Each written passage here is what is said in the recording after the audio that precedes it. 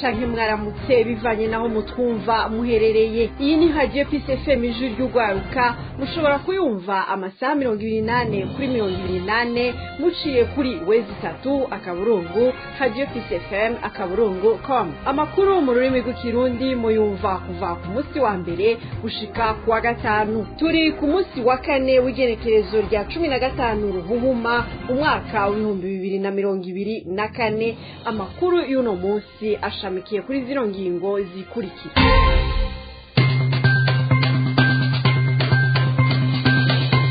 Abasirikare b'Abarundi bashika kuri 34 bafungiwe mu ibohero rikuru rya Ruyigi inyuma yo kumara amezi 8 muri Repubulika Iharanira Intwaro Rusangi ya Kongo kugwanya M23. Mu nyuma bagasanga bishoye kusonguye baca barigarukira.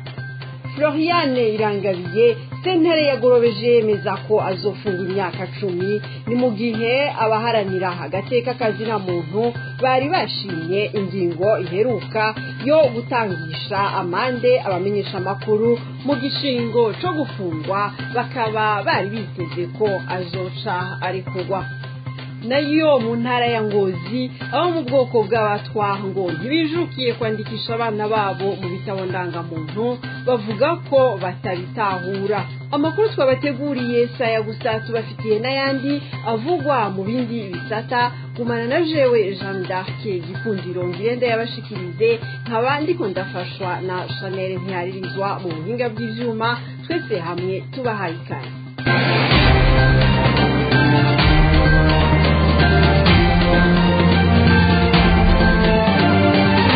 Radio Peace FM.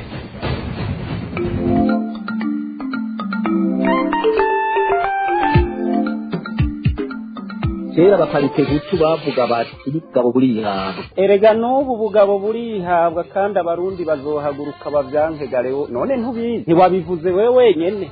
Nuko ni abantu bazokuvuga ngo leta duhe leta ntaco izobaha. Oya abarundi no guhaguruka bakayibwira yuko igezaho izirikirakora, kuko urabona ko nawe urabibona ko birenze urugero. Ariko muri hano violence, ibintu bya violence sivyo bazobikore, kuko birashoboka rero bigwanisho byinshi bishoboka abantu batakoresheje violence. Abarundi barazi inzira bazofata rusiri nico bazokoresha, kuko iyo umuntu wamubwiye kabiri gatatu kamubwira ntiyumve, inzira ni nyinshi nawe urabivuze bazokoresha, ngira ngo inzira ishobora kumvikana. Yego. Kandi biza byaragatangwa Epitasi cyo tazi nuko iyo umuntu ashikira ubutegetsi yaciye muri izo zibigwanisha aca twara uko nyene. Je urabibaza ndabizi.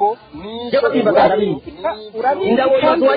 Indabo ibazwanye kose bazobabuza kubandanya uko bariko barabikora, kuko ntibizokomeza uko biriko biragenda, kandi byaranatanguye. Ikuru nuko babibona abanyagihugu bakanezerwa ibi bintu byo kwama baturatura bari mu moko bari mu bintazi bikavaho bigahagarara. Nico gikuru muri byo bagatera imbere, bakagira agateka kamwe twamye. Ako gateka rero bazokagira abadede batakihari, kuko ivyo abadede bakora ngira ngo ntibashaka ko ako gateka kahaba. Nabo n'abadede babuko nyene niyo bazohabari bazoca gusa no guhindura bohindura, kuko abadede bagiye mu ishamba babwira abaporo bavuga ku baporo na bucyo nyene n'abandi nuko rero twe twibaza ahubwo twese tugomba kujamo tukumva yuko ari ubwo gusoza twese turi hamwe. Ico nibaza abarundi twese ico coco nico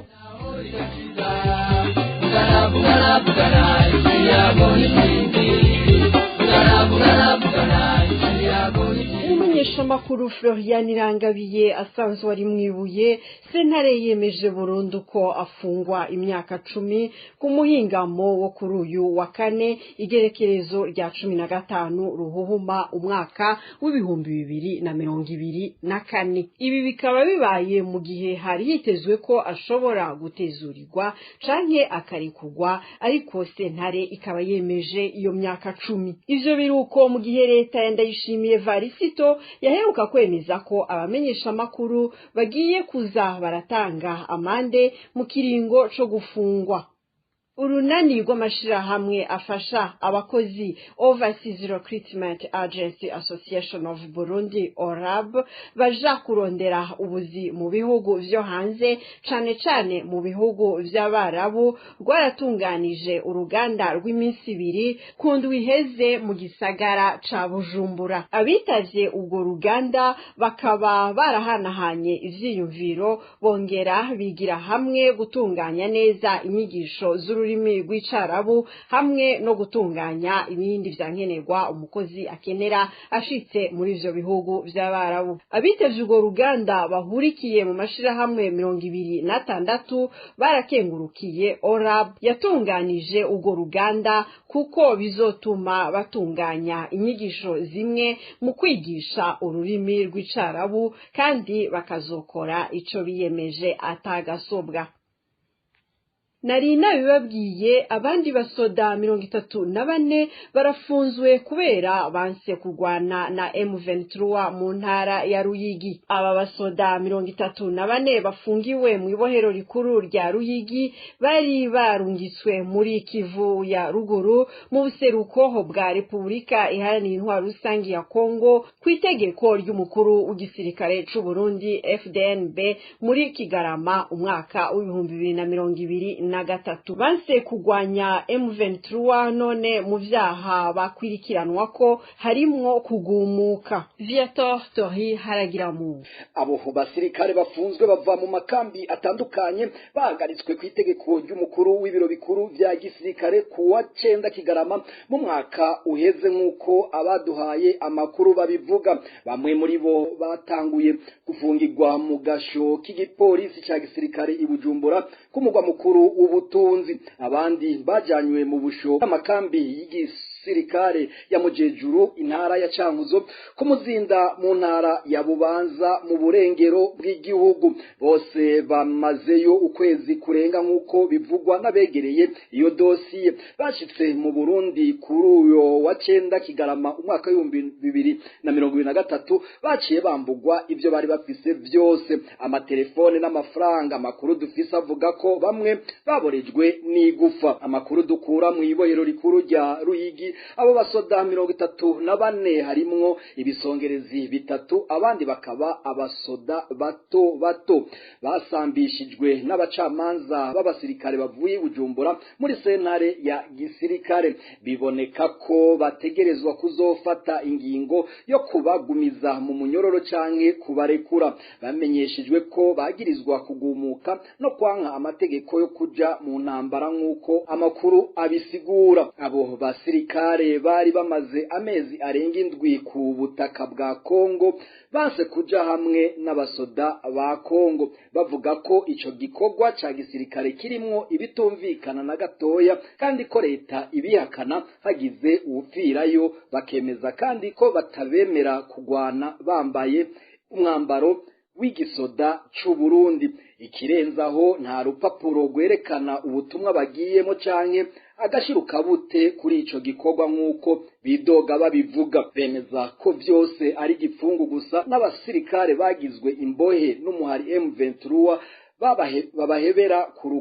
babahebera ku rugamba kakaba akamizwe n'ingoma. Muri Kigarama mu mwaka uheze umukuru w'igihugu Ndayishimiye yavuze ko bisanzwe ko abasirikare b'u Burundi bicirwa ku butaka bwa Kongo, kandi aremanga ko bisanzwe canke ko abatari ku murongo bahanwa iyo base amategeko. Tukabibutsa ko iyi ntambara ya leta ya Kongo idasiba kwiha inkumbi mu gisirikare cy'u Burundi. Igituma nyamukuru batinya naho ngo nuko niyo hagize uwuhura n'ingorane aheza agashingurwa aho apfiriye umuryango ntunabimenyeshwe. Viator Tori Haragiramungu ndagushimire.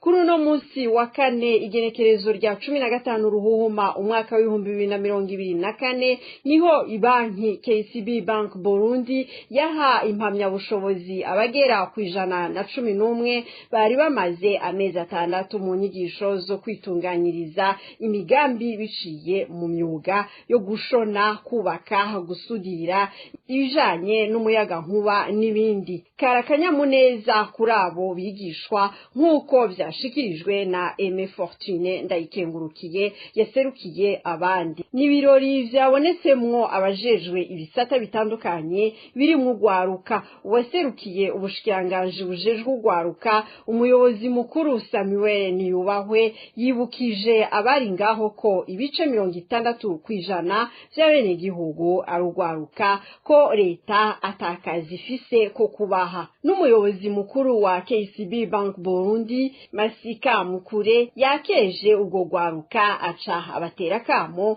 ko kwisunga inyigisho bahawe mu gushinga amashirahamwe arama. Niko guca amenyesha ko hejuru yo kubaha izo mpamya bushobozi harimo n'ibikoresho mperekeza kugira boroherwe mu migambi yabo. Uno munsi hakaba haronkejwe impamya bushobozi abagera ku 111, uwundi mugwi nawo ukaba uriko ubandanya inyigisho zizohera muri Ndamukiza umwaka w'2024. Ivyo birori bikaba vyari vyatewe iteka n'umushikiranganje ajejwe akazi Venuste Muyabaga userukira KCB Foundation yaje avuye muri Kenya hamwe n'userukira urwego nshingwantwaro kwa KCB Bank Burundi. Umugambi iteza imbere ukomoka ku mugambi w'umuryango w'amabanki yegukira KCB watanguriye muri Kenya witwa Tujiajiri. Biciye muri KCB Foundation bihaye intumbero yo guterera mu kubaka ikibano bakoreramwo gutyo bafashe mu guterera mu iterambere. Nta gikorwa na kimwe ubushikiranganje bwokora mwebwe abakozi n'abakoresha mutamerewe neza. Nico gituma tugize hisekeza ryo kubagendera kugira twumvirize ibibazo bibahanze kugira tugende tubitoreye umuti. Ivyo vyashikirijwe n'umushikiranganje w'abakozi n'akazi Venuste Muyaga mu nama yagiranye n'abarongoye ibisata bikukira ubushikiranganje butandukanye bikorera mu ntara ya Gitega hari kuri uyu wa 12 Ruhuhuma umwaka w'2024. Ibibazo abarongoye abakozi bagiye barashikiriza harimwo gusaba umushikiranganje ko yobavugira muri leta asanzwe arimwo kugira agashahara kaduzwe kuko ngo ari ntica ntikize. Umushikiranganje w'abakozi n'akazi yasavye abakoresha kwitwararika gukoresha neza abakozi nabo abasaba kugamburukira kuko bari kubikorwa umwimbu uca wiyongera n'agashahara kakisununura. Venuste Muyaga yongeye amenyesha ko umukoresha hamwe n'umukozi batamerewe neza igihugu kitagira ubutunzi agasaba iyo migwi uko ari ibiri gukora yitanga. Nayo abakozi bahagarikirwa imishahara yabo atamvo bomwandikira kuri nimero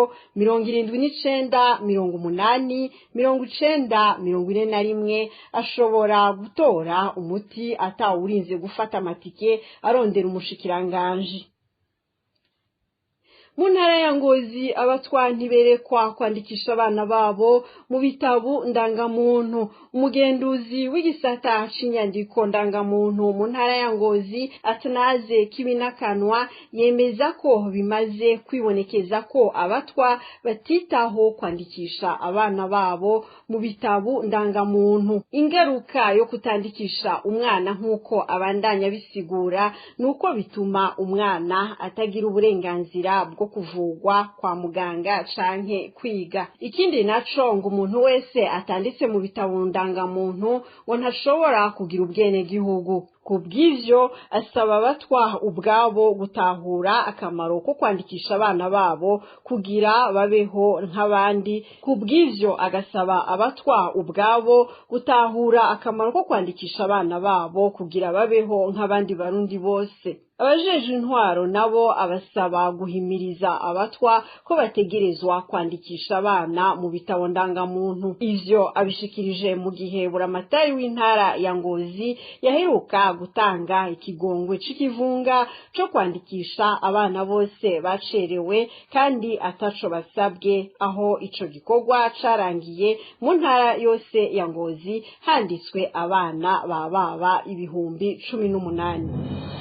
ni naha dusozeye amakuru twari twabateguriye. Nshimire mwese mwayakurikiye kuva mu ntango zayo. Uruganda rwacu rwayatorokanije hamwe na Chanel Ntiharizwa yari mu buhinga bw'ivyuma. Jeanne d'Arc Gikundiro nije nari kuri mikro. Mu nkundire duhana isango ku munsi w'ejo na gahwana.